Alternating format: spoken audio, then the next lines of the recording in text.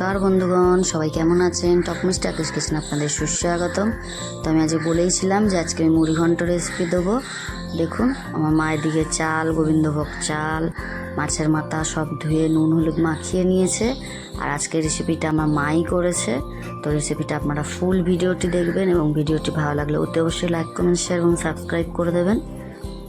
তো আমার আলুগুলোকেও কেটে নিয়েছে এরকম কিউব সাইজের, আর পেঁয়াজ টমেটো সবই কিছু কিছু করে কেটে নেবে। আর এর মধ্যে আদা রসুন পেস্টও দেবে।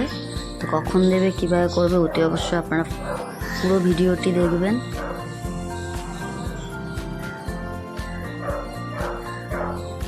দেখুন একা একা পেঁয়াজ টমেটো সব কেটে নিচ্ছে। আমার মা এখানে 3টে বড় মাঝারি সাইজের পেঁয়াজ দিয়েছে আর 2টো টমেটো দিয়েছে।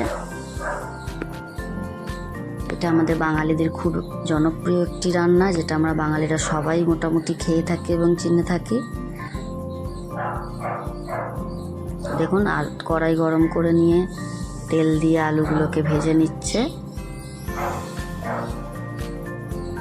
ভিডিওতে যদি কোনো ভুল ত্রুটি কিছু হয়ে থাকে আপনারা অতি অবশ্যই সেটাকে ভুল বুঝবেন না এবং সেটা ক্ষমা করে দেবেন।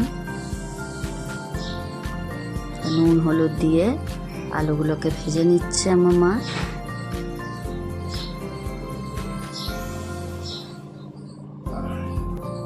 আলু ভাজা হয়ে গিয়েছে, এবার মাছের মাথাটাকেও ভেজে নেবে। মাছের মাথা এখানে 3খানা আর হাফ ছিল, মানে 3.5খানা মতন মাথা ছিল।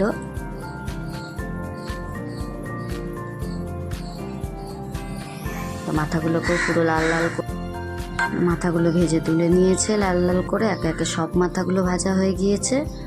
এদিকে কড়াইতে আর একটু তেল দিয়ে গোটা গরম মশলা, শুকনো লঙ্কা, তেজপাতা, সাদা জিরে ফোড়ন দিয়ে নিয়েছে। তারপরে পেঁয়াজগুলো তুলে দিয়েছে, দিয়ে ভালো করে ভেজে নেবে এবার পেঁয়াজটাকে।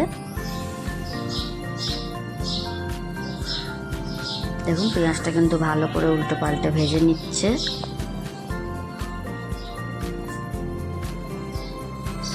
এবার এই যে আদা রসুনের পেস্ট, এটাকে 2 চামচ দেবে। আদা রসুনের পেস্ট দিয়েও মশলাটা আবারও ভালো করে কষবে। পেঁয়াজটা গোল্ডেন ব্রাউন হয়ে যাওয়ার পরে আদা রসুনের পেস্টটা দিয়ে নিয়েছে।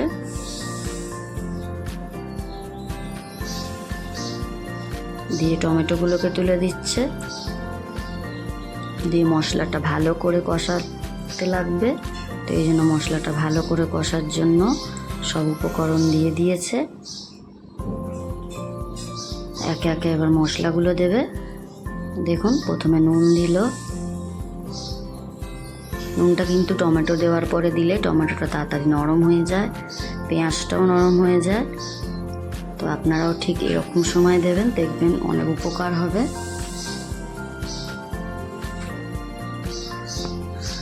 তো মশলাটা ভালো করে কষবে। এবার সব মশলা দেবে। হলুদ গুঁড়ো,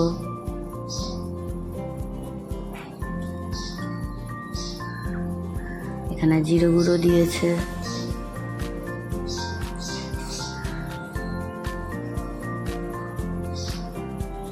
আর লঙ্কা গুঁড়ো দিয়ে দিয়েছে 1 চামচ।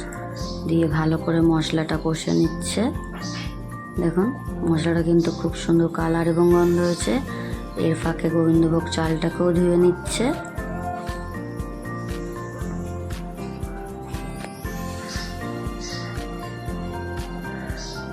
দেখুন গোবিন্দভোগ চালটাও ধুয়ে নিয়েছে আমার মা। এদিকে মাথাগুলোকে ভেঙে নিচ্ছে যাতে গোটা গোটা নাড়তে অসুবিধা না হয়। তো আপনারাও ঠিক এইভাবে ভেঙে নেবেন, তাহলে কিন্তু পরে নাড়তে এটা সুবিধা হবে। তো মশলাটা কষা হয়ে গেলে চালটা তুলে দিচ্ছে।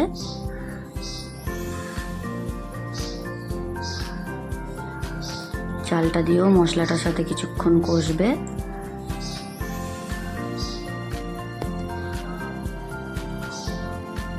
তারপর এটা ভালো করে ফুটতে দেবে যাতে চালটা সেদ্ধ হয়ে যায়। তো জল দিয়ে দিয়েছে 2.5 কাপের মতো। দিয়ে এই যে চালটা এখনও কাঁচা রয়েছে কিন্তু অনেকটা ফুলে গেছে। তো এখনই দিয়ে দেবে মাথাগুলো দিয়ে এবার ভালো করে নেড়ে নেবে। দেখুন এটা কিন্তু দিয়ে এবার ভালো করে নেড়ে নিচ্ছে।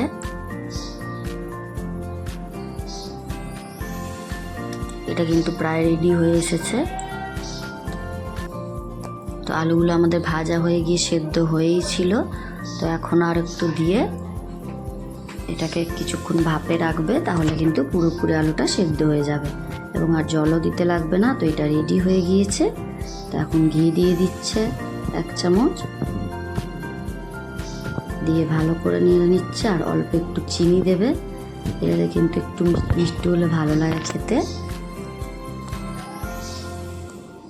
দিয়ে আবারও ভালো করে নেড়ে নিচ্ছে।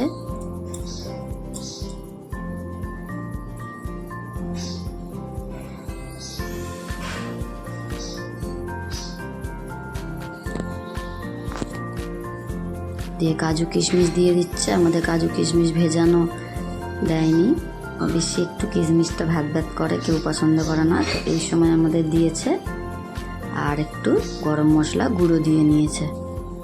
দেখুন সাজানো হয়ে গিয়েছে। জানাবেন আপনারা কেমন হয়েছে। থ্যাংক ইউ আপনাদের।